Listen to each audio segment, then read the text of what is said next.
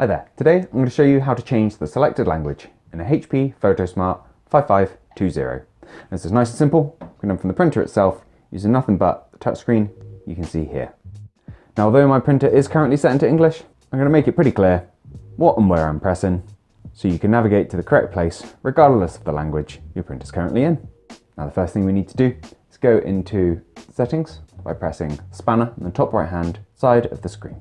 From here, we need to go into Preferences, which is the top option in Settings. And again, the top option is Set Language. Press that. And here, you're taken into a list of all the different languages your printer can use, with English found right at the top. Just use those up and down arrows, find the language you want, press in, confirm, and you're done. Now, I hope you found this video useful. If you have, let me know with a like. If there's anything else we can help with, please do let us know down in the comments. Otherwise, thank you for taking the time to watch this video, and I'll see you in the next one. Take care. Bye bye.